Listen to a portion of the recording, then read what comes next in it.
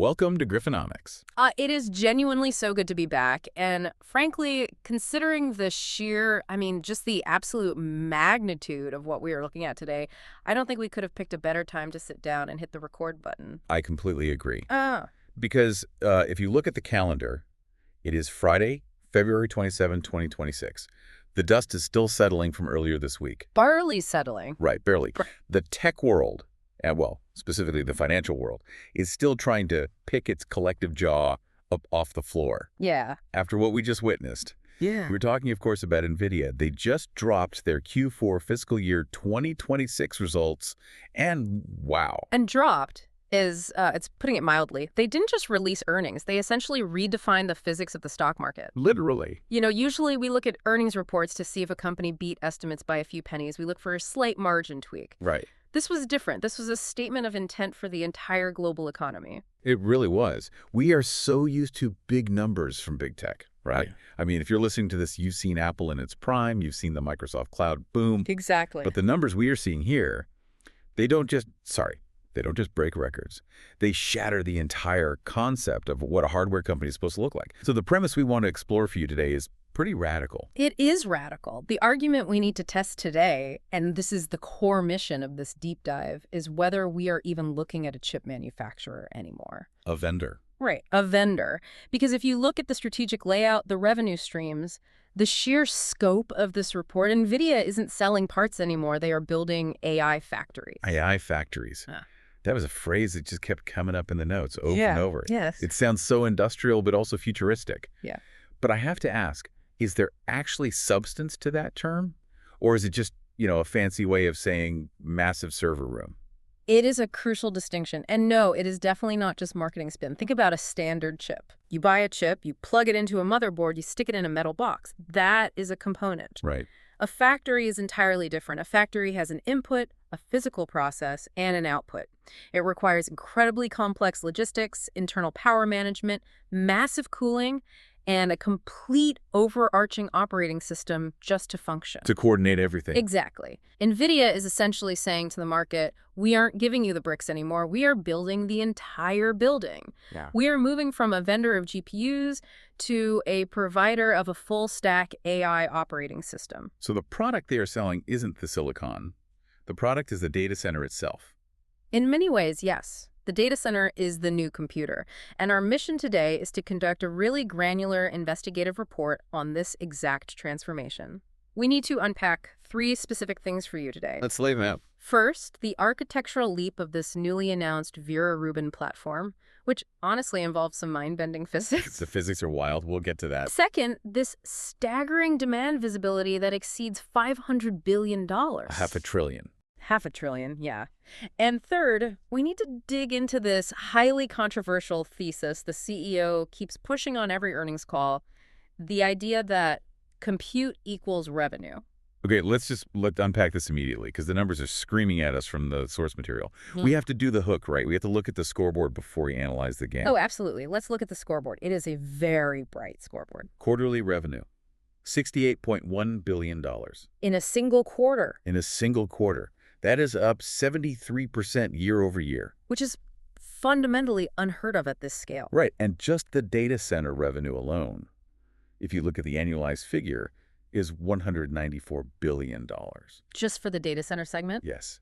And then the number that actually made me gasp, free cash flow, $97 billion. $97 billion? In cash. I mean, this is financial gravity-defying stuff. Yeah. You just don't see this. It's not just growth. It is a complete redefinition of capital expenditure in the modern economy. You really have to realize, usually when a company gets this big, when it becomes the most valuable company on Earth. The law of large numbers kicks in. Exactly. Growth slows down. Yeah. You simply cannot double a massive number easily because there literally aren't enough loose dollars in the economy to support it. Right. Nvidia just decided that law doesn't apply to them. They are accelerating. It genuinely feels like we are watching a rocket that just keeps finding another gear. Right. But to understand how they are doing this, how they are defying that law of large numbers, we have to look at the engine of the rocket. We do. And that takes us to our first big section today, the strategic inflection. We need to talk about the shift from the Blackwell architecture, which, let's be honest, we were all obsessing over just last year, Everyone was. to this new beast, Vera Rubin. This is the absolute heartbeat of their strategy. It's what they are calling the one-year rhythm. Right. Because it used to be that we'd get a new chip architecture, a major leap every 2 years. Yeah. That was the industry standard, famously known as the Moore's Law pace, or historically the tick-tock cycle that Intel used to do. The famous TikTok. But Nvidia has just aggressively stepped up and said, no, we are doing it every single year. And that acceleration is relentless. If you just think about the pressure that puts on the global supply chain, on the testing facilities, on the R&D teams, Blackwell is still ramping up as we speak. It's still breaking records. Exactly. Customers are actively in bidding wars trying to get their hands on Blackwell allocations. And yet, here they are, casually announcing the Vera Rubin platform. And notice I said platform, not chip. Right, platform. That is a crucial distinction we touched on a minute ago. Let's dive into that. Vera Rubin, named after the astronomer, right? Correct. Vera Rubin. She is famously the astronomer who discovered the evidence of dark matter. Which is very poetic for a tech company. It is incredibly fitting, because this architecture is essentially trying to find efficiency in the dark matter of data centers. I love that analogy. Explain that for the listener. So a data center has all these invisible spaces where energy and time are being wasted. Inefficiencies that are practically invisible until you look really closely at the physical bottlenecks. Vera Rubin is designed to illuminate and eliminate that dark matter. So what is actually in the box? Because you said it's not just a chip. If a hyperscaler orders a Vera Rubin system today, what physically arrives at their loading dock? It is an integrated system of 6 entirely new chips. You have the Vera CPU, you have the Rubin GPU. Okay, 2. Then you have the NVLink 6 switch, the Bluefield 4 DPU, and specialized networking components like the Connect X9. That's a lot of silicon. It is. But the key is they are all designed from day one to work together instantly. You don't buy an Intel CPU, an Nvidia GPU, and a Cisco switch and hope they communicate nicely. They are fused at a systemic level. This brings us to a concept that came up repeatedly in the source materials, extreme code design. Now, I'll be honest, to me, that initially sounded like standard corporate buzzwords. This sounds like synergy. Exactly. Synergy, holistic, extreme code design. But you think there is actual hard physics behind this term? Oh, there is absolute physics behind it. You have to understand the industry has hit a wall in semiconductor manufacturing. It is widely known as the 1.6x limit. The 1.6x limit. Break that down for us. Why 1.6? So semiconductor physics right now dictates that you can only really squeeze about 1.6 times more transistors onto a piece of silicon per year. Because the transistors are getting too small. Exactly. That is the physical ceiling of lithography. We are dealing with individual atoms now. You cannot just shrink the structures much more than we already have. We are down to angstroms. Which is smaller than a nanometer. Way smaller. So if you are strictly following the physics of chip manufacturing, your processing performance should theoretically only go up by roughly 1.6x a year. That's your speed limit. But Nvidia is claiming a 10x leap in throughput with Vera Rubin. Yes. So how do you bridge that massive gap? How do you go from a 1.6x physical speed limit to a 10x performance jump? That sounds like marketing magic. That is the miracle of co-design.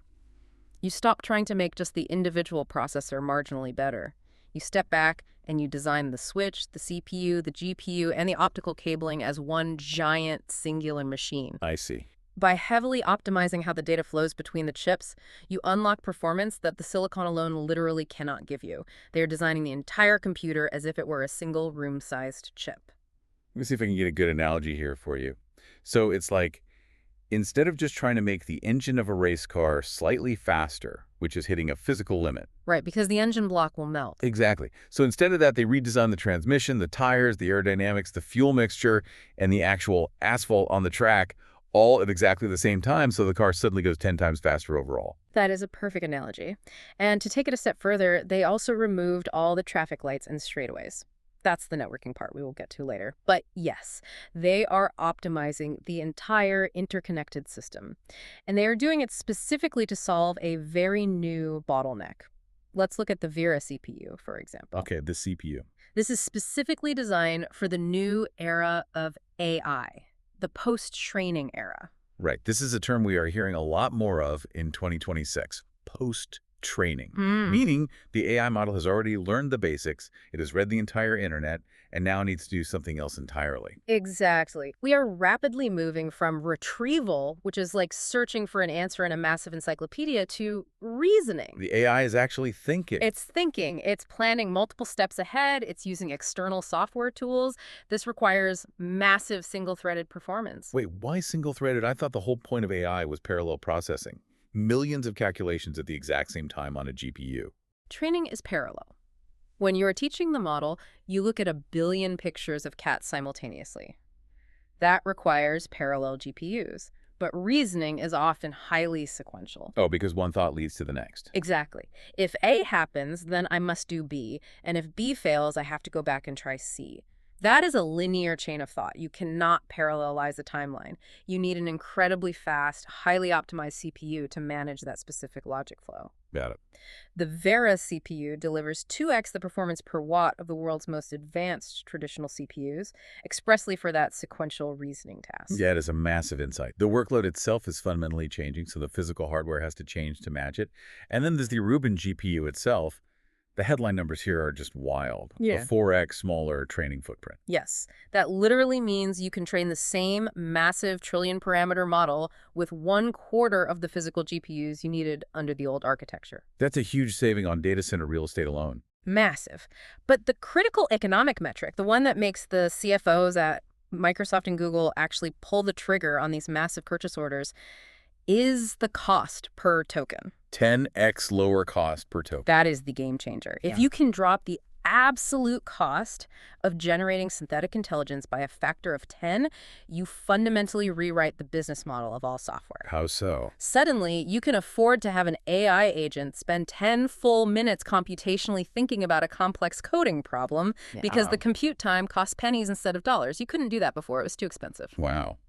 There was one other detail in the technical specs that I just have to pause on, because it honestly sounds like science fiction. Or maybe just really, really clever plumbing. The cooling system. Yes, the hot water revelation. Yeah, they're cooling these massive supercomputers with water that is 45 degrees Celsius. For the listeners, that is uncomfortably hot bath water that is absurdly warm. It sounds completely counterintuitive, right? Usually when you think of data centers, you think of these frigid, loud meat lockers with massive air conditioners blasting cold air. You literally have to wear a winter jacket inside them. Right. But Nvidia has meticulously engineered the Vera Rubin chips to run thermally stable at much higher operating temperatures. So you don't need the industrial chillers at all. You do not need the chillers. This is purely about thermodynamics. If the water coming into the cooling loop is 45 degrees and the chip itself is running at, say, 70 or 80 degrees Celsius. The water is still colder than the chip. Exactly. The water still absorbs the excess heat. Then you pump that newly heated water out to a dry cooler on the roof, essentially just a giant fan exposing the pipes to the outside air.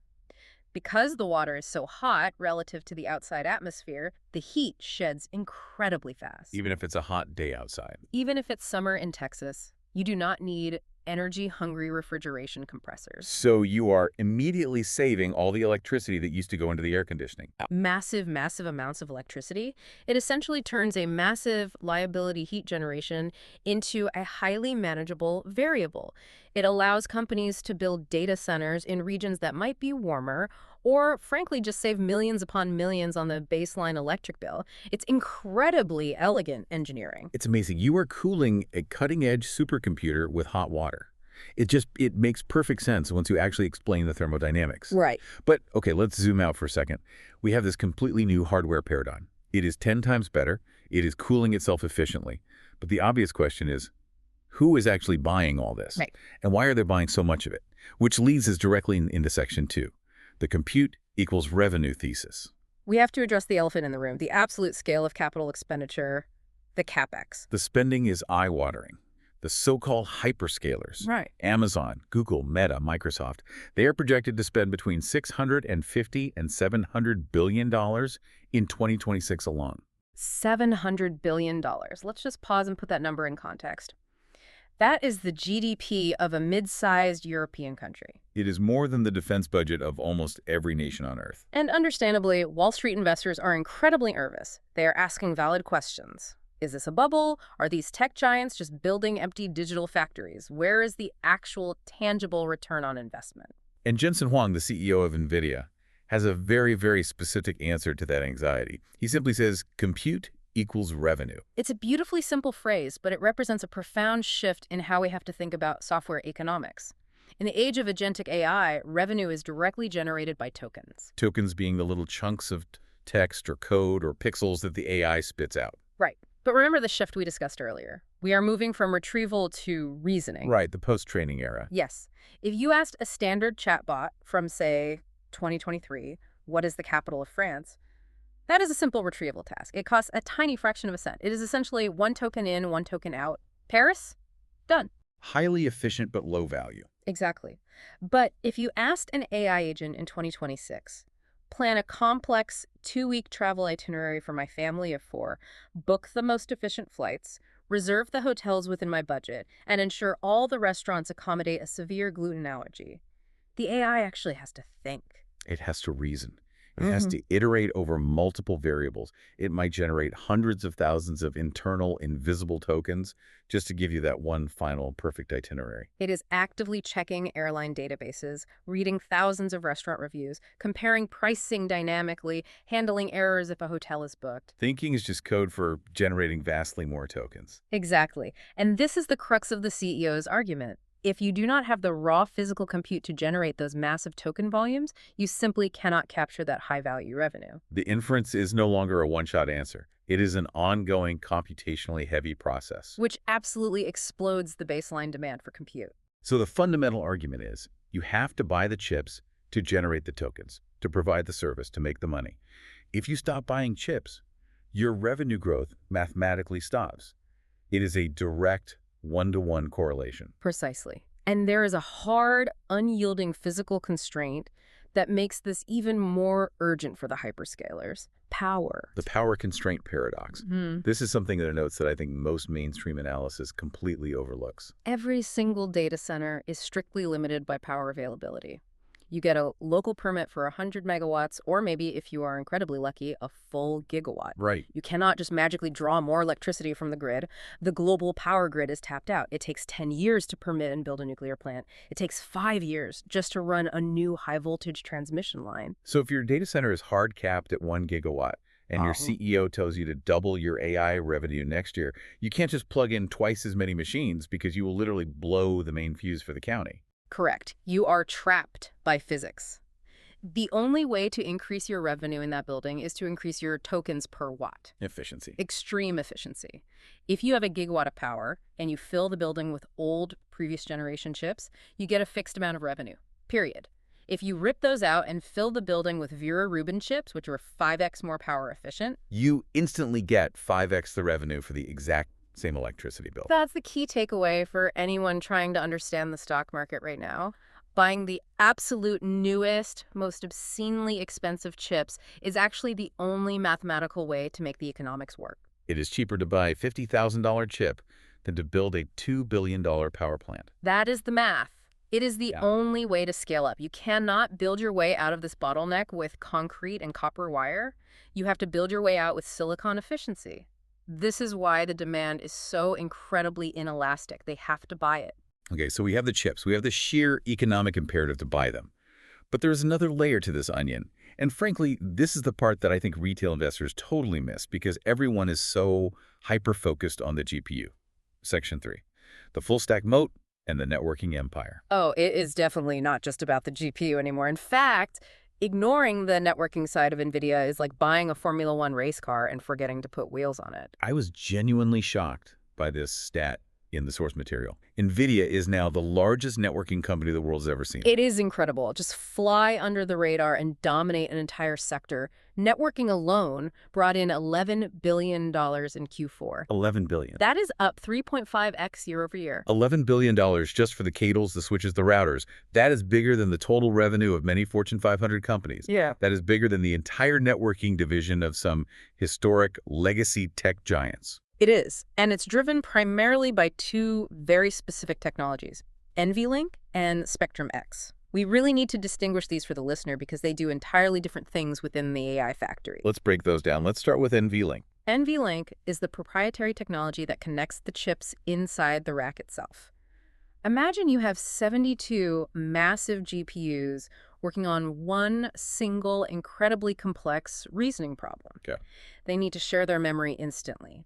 NVLink connects them with such high bandwidth that they essentially stop acting as 72 chips and act as one giant unified brain. This is that super chip concept we touched on earlier. If the chips can't talk to each other instantly, the whole reasoning process breaks down. Exactly. It's like trying to solve a massively complex jigsaw puzzle with a team of geniuses, but you lock them all in separate rooms and they can only communicate by writing letters to each other. That would take forever. NVLink is telepathy. It lets the geniuses share a single mind. And what about Spectrum-X? How's that different? Spectrum-X is their solution for Ethernet. It's Ethernet designed specifically for AI. Now, traditionally, Ethernet, the cables we use for the internet, the blue cable plugged into your wall, was designed for moving basic files. Like downloading a PDF or streaming a video. Right. And standard Ethernet is lossy. It's designed to be okay if a packet of data gets dropped and has to be resent. If you're streaming a movie and a tiny packet drops, maybe a single pixel flickers for a millisecond, but you as the viewer don't even notice. But in AI.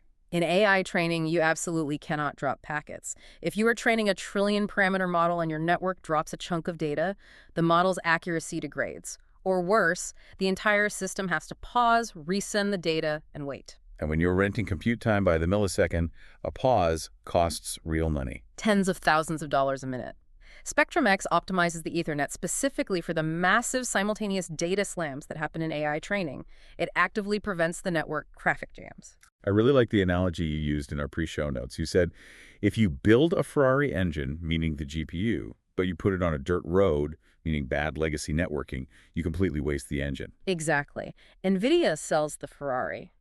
But they also quickly realize that if the customer's road is full of potholes, the customer won't see the value of the Ferrari. So Nvidia started paving the track themselves. And here is the free networking math that makes this a brilliant business strategy. The free networking math, I love the word free, when we are talking about billions of dollars. Walk us through how spending billions on advanced switches is somehow free. Okay, let's model it out. Let's say a brand new 1 gigawatt data center costs $50 billion to build. Yeah. That includes the land, the concrete, the power substations, and thousands of GPUs. If utilizing better networking like Spectrum-X improves your overall computational efficiency by just 10%. You get the job done 10% faster. Right. That literally saves you $5 billion in wasted productivity and time over the lifespan of the hardware. I follow the math so far. The networking gear itself, the Spectrum-X switches and cables, cost far less than $5 billion to install. So purely by buying the absolute best networking from Nvidia, you save more money than you spent on the upgrade. So it is effectively free. It pays for itself before you even turn the facility on. That is an unbelievably compelling sales pitch for a B2B company. Buy this ridiculously expensive switch, and you will instantly net a profit on the efficiency. It completely locks the customer into the ecosystem. And speaking of lock-in, we have to talk about the broader ecosystem, because it is definitely not just hardware. CGA, the legendary software moat. CDA is the bedrock of their entire empire. It's the programming language that millions of developers use to actually talk to the GPU. But look at their strategic investments beyond just CUDA. They recently invested $10 billion in Anthropic. One of the leading frontier model builders. Yes. They also have a massive, deep partnership with OpenAI. We saw direct references to GPT 5.3 codecs running on next-gen hardware in the source notes, and they even struck a massive licensing deal with Grok. Grok. That was a really interesting detail, because Grok was widely touted in the media as a potential Nvidia killer, right? They make those ultra-fast inference chips, the LPUs. They were absolutely a credible threat in the ultra-low latency space.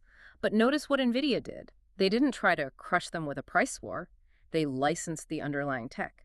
They integrated that low-latency SRAM technology directly into their own full-stack offering. That is the classic 1990s Microsoft embrace and extend move. It is brilliant execution. They aren't just selling the shovels during a gold rush. They are actively investing billions in the gold mines to ensure those mines only ever use their specific brand of shovels. And they are buying the blueprints for better shovels from anyone who invents one. Precisely. They are systematically ensuring that no matter which direction the AI industry pivots, all technological roads inevitably lead back to Nvidia. So they have the hyperscale data center completely locked down. But what about the rest of the world? because this brings us to Section 4, market segments beyond the cloud. And this is where the sovereignty part of our episode title really comes into focus. Sovereign AI. This is the new national defense. Define that term for us. What exactly is sovereign AI? Sovereign AI is the sudden realization by modern nations, Japan, France, Canada, Denmark, that they absolutely cannot rely on private American corporations for their foundational intelligence infrastructure. It's a national security vulnerability. Exactly. Think about it from their perspective. If you are the president of France, do you really want your national history, your distinct cultural nuances, your highly classified defense data, and your citizens' private health records residing on a server owned by a tech company in Seattle or Silicon Valley? Obviously not. You want it physically on French soil, governed strictly by French privacy laws. Right. They need their own digital brains. They need to physically own the compute. We are seeing this play out right now with the Gavian supercomputer in Denmark, which is currently mapping the entire Danish genome. Wow. We see massive state-sponsored infrastructure builds in Japan specifically to preserve the Japanese language and cultural context in AI models, so they aren't just using an American model translated into Japanese. And the financial numbers attached to this are significant. This isn't just a boutique side project. This is a $30 billion annual revenue stream for Nvidia right now. And it is vital for their long-term stability because it diversifies their customer base. That makes sense. If Amazon suddenly decides to pause buying chips for a quarter, which is unlikely but possible, France isn't going to stop. Japan isn't going to stop. Right. National security budgets operate on completely different timelines. They are much stickier than corporate IT budgets. It's a massive hedge against the traditional tech cycle. It is geopolitical insurance for Nvidia's balance sheet. Fascinating. Now let's pivot to the other frontier mentioned in the report, physical AI, robotics and autonomous vehicles. Jensen explicitly calls this the ChatGPT moment for physical AI. This is honestly the most exciting part of the entire deep dive for me personally, because for the last few years, AI has been entirely trapped inside the screen. Right. It generates text, it generates images, it writes code, it's digital. Now it is finally stepping out of the screen and into the real world. The automotive sector is already generating $604 million in revenue for them, and they just introduced this new model called Alpamayo. Alpamayo is a dedicated reasoning model specifically for cars. Look, self-driving up until now has been very heuristic, very rule-based. If the camera sees a red light, actuate the brakes and stop. Like a giant flowchart. Exactly. Alpamayo is fundamentally different. It's not just trying to keep the car perfectly centered in the lane, it's reasoning. The car sees a bouncy ball roll into the street. It infers based on real-world physics and human behavior that a child might be chasing it, and it proactively prepares to brake before it ever sees the child. It is predicting intent. It is actually thinking. That's a staggering leap from lane assist. And then there is the robotics division, Project GR00T and Cosmos. Cosmos is utterly fascinating. It is what they call a world foundation model. What does that mean? Before a humanoid robot can successfully walk around a real factory floor, it needs an innate understanding of physics. Gravity, friction, mass, momentum.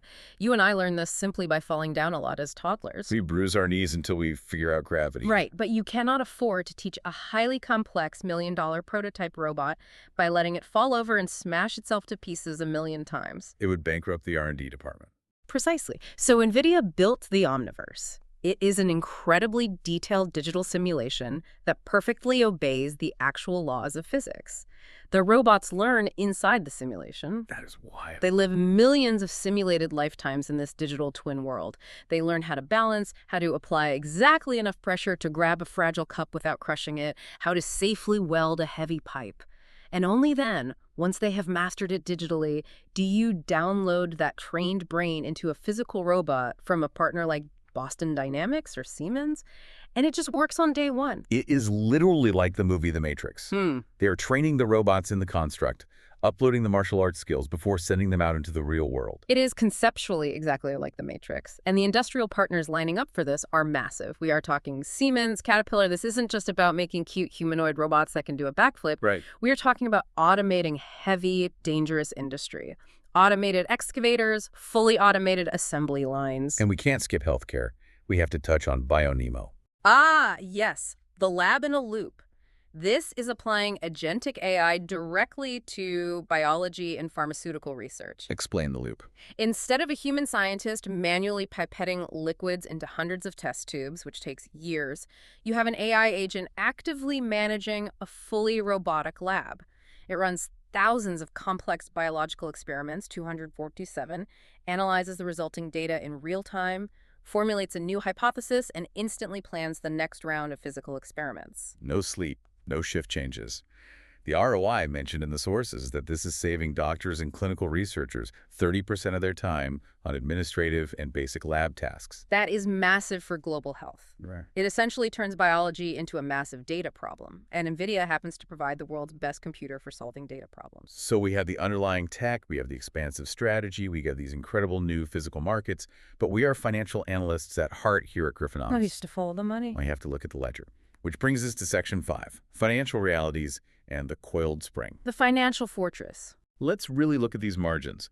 The non-GAAP gross margin is sitting at 75.2%. For a hardware manufacturer, I just have to reiterate that. That is insane. Those are premium software margins. Yeah. Apple doesn't even have margins like that on the high-end iPhone. Ferrari doesn't have margins like that on their supercars. How on earth do they sustain a 75% margin on physical metal and silicon? It is the ultimate demonstration of pricing power. The customers literally have no choice but to pay whatever price Nvidia sets, because there's currently no viable alternative that offers this level of systemic performance and software integration. And because of that, they're absolutely drowning in cash, returning $41 billion to shareholders in the form of stock buybacks. The outstanding share count is actually shrinking. Which is incredibly rare for a high-growth tech company. Usually in this phase, they dilute your shares by issuing stock to pay for thousands of new engineers. Right, stock-based compensation. Yes. But Nvidia is aggressively buying back its own stock because they literally have nowhere else to put all this cash. They are generating pure cash faster than they can physically spend it on R&D. And then there's the backlog. The visibility of future orders exceeds $500 billion. That is the single number that lets me sleep soundly at night if I'm an investor. Demand is contractually secured deep into the year 2027. So even if the broader macroeconomic environment crashes tomorrow, the order's already booked and paid for. Yes. Even their older previous generation chips, the Ampere architecture, the Hopper architecture, they are still completely sold out. There's absolutely no inventory glut hiding in a warehouse. The entire global economy is in a starvation phase for compute. But we do have to play devil's advocate here. Of course. We cannot just sit here and unconditionally cheerlead. We have to look objectively at the bear case. There's real skepticism in the broader market. There's always skepticism when numbers get this high, and honestly, it is healthy for the market. The China wall is one major factor we have to address. Right. The forward guidance assumes absolutely zero data center revenue from China due to strict U.S. export controls. That is an entire massive geopolitical market that they just have to write off completely. But the counter to that is Nvidia has proven they can still grow top-line revenue by 70% without selling a single advanced chip to China. That is remarkable resilience. What about the custom silicon threat? This is the bear argument I hear the most from other analysts. Meta just signed a $100 billion deal with AMD. Google has been developing their own TPU for years. Amazon has the Trainium chips. Won't these hyperscalers eventually just build their own chips and stop paying the massive 75% Nvidia tax? That is unquestionably the biggest long-term existential threat to their dominance. But here's the critical counterpoint that the bears miss. Nvidia is actively enabling Amazon's custom silicon with their networking gear. Oh, interesting. They play both sides of the board. If AWS decides to fill a data center with their own Trainium chips, they almost certainly still use NVIDIA Spectrum-X switches to connect them all together. So NVIDIA gets paid either way. Exactly. And you must remember the software moat. If Google or Meta builds their own custom chip, they also have to write their own full-stack software from scratch to make it work efficiently, and then convince developers to abandon CUD to use it. That is incredibly hard to do. And finally, the ultimate bubble fear. Can these 4 or 5 tech giants really afford to keep spending $700 billion a year every single year? Is there a breaking point where the shareholders of Microsoft and Google revolt and scream, "Stop spending our dividends on servers"? This is where we take the risk-defined stance. The bear case assumes that eventually the music has to stop. The AI models get trained, the data centers are built, and the spending plummets. Right, the construction boom ends. But a bull case, and the expert rebuttal supported by the source material, is that the transition to agentic AI means the true infinite demand is for inference. Which, as we discussed, is a recurring utility. Exactly. Training a massive model is a one-time capital cost, but running the model inference happens every single second of every single day, forever. Because users are constantly asking it questions. Yes. If AI truly becomes the primary interface for the entire internet, the demand for inference computation literally never stops. It becomes exactly like electricity or municipal water. That makes a lot of sense. You don't stop buying electricity just because the power plant finished construction. You buy it continuously just to keep the lights on in your house. That is a very powerful shift in perspective. It's not a temporary real estate construction boom. It's the build-out of a permanent global utility. Correct. And historically, global utilities are very, very stable, highly lucrative businesses. So bringing this all home for our listeners, the outro. Based on the mountain of source material we've gone through today, what is the final verdict? The verdict is exceptionally clear. The strategic rating is a strong buy and a core holding for any serious portfolio. Why?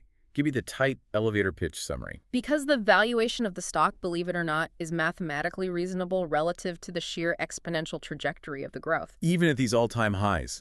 Yes. If they actually hit these projected numbers, if the Vera Rubin architecture truly delivers that 10x cost reduction per token, the actual earnings per share will catch up to the elevated stock price very, very quickly. It's the coiled spring theory. It is a massive coiled spring. And the strategic roadmap expanding into physical AI, the factory robots, the autonomous cars, the robotic labs, it expands their total addressable market significantly beyond just powering text-based chatbots. We aren't just talking about a faster search engine anymore. No, we are talking about the foundational automation of the entire physical economy. That is a total addressable market measured in the tens of trillions, not billions. That actually brings us to our closing thought for today's deep dive. Something for you to mull over as you digest all these numbers. The transition from instruction following the simple chatbots of yesterday to reasoning, the autonomous agents of today, and finally to acting, the physical robots of tomorrow. This isn't just a tech trend. This is the literal foundation of the next industrial revolution.